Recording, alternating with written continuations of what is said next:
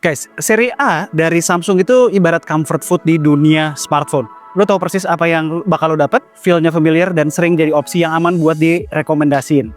Tapi pas gue coba Galaxy A57 ini, ada feel yang berbeda. Ada racikan yang bikin HP ini berasa makin naik kelas, tapi di saat yang sama bikin kita sadar kalau standar harga lini menengah sekarang pelan-pelan mulai bergeser.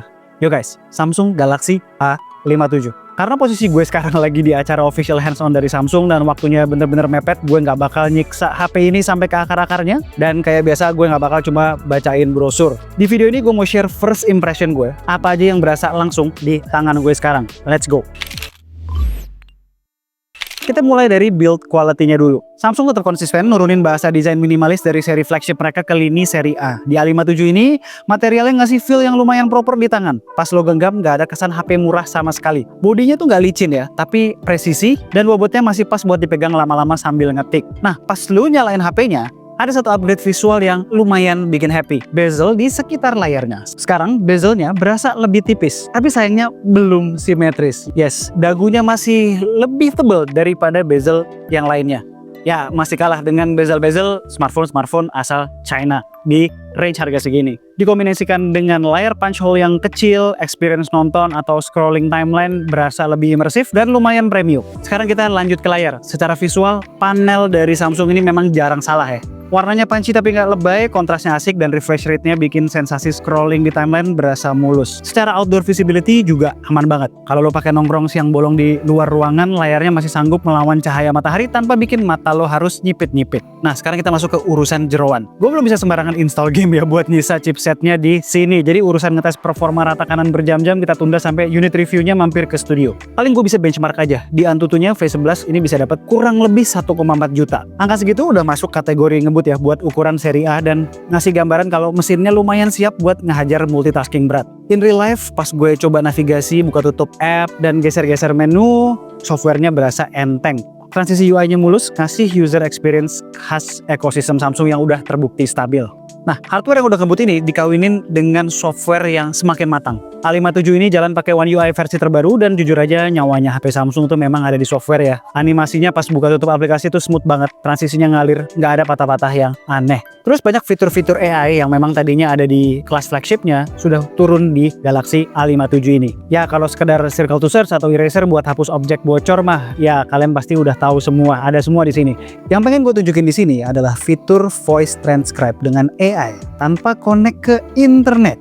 Ini guna banget ya buat kerjaan gue yang sering kali berhubungan dengan ngerekam narsum ngomong. Dan asiknya ini nggak butuh internet, all on device. Lalu ada fitur AI berupa rekomendasi editing di foto gallery seperti memilih mimik wajah yang the best, najemin foto atau bikin background jadi blur portrait mode gitu. Semua suggestion muncul secara intuitif di galeri dan nggak ribet sama sekali. Ekosistem dan layout One UI-nya beneran ngasih experience khas Samsung yang rapih, clean, dan gampang dimengerti. Oh ya, soal janji update, 6 kali major Android update dan 6 tahun security patch. Mantap, panjang banget. Sekarang kita bahas singkat aja soal kameranya. Setup di belakang pakai 50 megapiksel lensa utama ditemenin 12 megapiksel ultrawide dan 5 megapiksel makro. Yes, lensa ketiga itu masih makro. Pas gue tes buat jepret-jepret kasual di area acara, hasil dari lensa utamanya bawa karakter yang khas. Autofokusnya cepet, dynamic range-nya luas buat ngangkat detail di area shadow dan warnanya langsung matang siap posting. Terus juga lensa ultrawide-nya bukan lensa ultrawide kentang ya, dia 12 megapiksel. Bisa banget diandelin buat nangkep angle lebar tanpa banyak distorsi di ujung layar. Shutter speed-nya juga cukup responsif buat nangkap objek yang gerak-gerak tipis. Buat ukuran di kelas ini, senjatanya udah sangat bisa diandelin buat konten harian.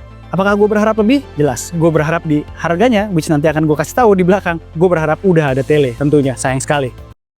Oke, sekarang kita tes perekaman videonya. Ini di 4K 30. Dia bisa 1080 60, 4K 30, tapi bisa 4K 60. Dan bisa juga pindah-pindah lensa sambil record ke ultrawide. Seperti ini ultrawide-nya. Dan ke lensa kita dua kali zoom meskipun pakai croppingnya dari main camera karena dia nggak ada lensa ini, sayang sekali. Dan gimana menurut kalian? Jitternya gimana? Cara image quality gimana? Tadi gue lihat image quality skin tone gue kan normal, natural, nggak terlalu terproses. Sekarang kita lihat dynamic range. Gue sempet cek dynamic range oke. Bahkan ini ada sunlight. total dari range gue. Image quality gue suka dan nggak terlalu proses, itu yang gue suka. Nah ini adalah video selfie-nya, mentoknya di 4K 30 fps. Gimana menurut kalian? Ini gue jalannya nggak gue pelan-pelanin, nggak jalan ninja, jalan normal. Gimana stabilisasinya ya? At least kalau di viewfinder ya gue lihat di good lighting seperti ini cukup bagus stabilisasinya. Image quality juga skin tone gue enak, nggak terlalu berasa proses, natural aja gitu. Dan ini memang salah satu keunggulan Galaxy Series dibanding beberapa smartphone pesaing. Singkatnya buat kalian content creator yang rekam langsung dari HP buat upload ke sosmed, settingan video di sini udah cukup. Alright, Samsung Galaxy A57. Kita bahas harganya. Untuk SRP-nya, A57 di Indonesia ini ada di 7,59 juta buat varian memori paling rendahnya 8128 dan nyentuh 9 juta buat 12256-nya. Mahal? Jelas. Buat kelas A50 series, angka segini pasti bikin banyak orang narik nafas panjang. Tapi kalau kita lihat big picture-nya, memang kondisi kelangkaan RAM global saat ini bikin harga komponen melambung tinggi dan jadinya bikin hampir semua smartphone harganya melambung. Suka nggak suka, imbasnya ya ke kita semua. Cuma ada beberapa aja HP yang anomali dan seolah kebal dari fenomena ini. Dan sayangnya A57 tidak termasuk di shortlist tersebut. Nah, saran dari gue, kalau emang mau beli A57 ini, manfaatkan segala diskon atau promo di awal rilis. Kayak misalnya ada upgrade storage, terus ada promo trade-in misalnya, dimanfaatin aja, baru worth it tuh. Karena kunus bulan-bulan depan kan yang pasti harganya nggak atau promonya nggak akan seseksi itu. Atau kalian kalau misalnya lihat di marketplace, browsing, cari good deal juga gue rasa udah banyak. Gue sempat beberapa kali lihat yang harganya lumayan jauh di bawah SRP. Jadi apa A57 ini tetap layak dilirik? Belum tahu, gue harus tes lebih jauh lagi di reviewnya nanti. Sekedar tambahan, kalian yang mau beli A57, ntar lagi case dari Casefolia akan hadir. Stay tune.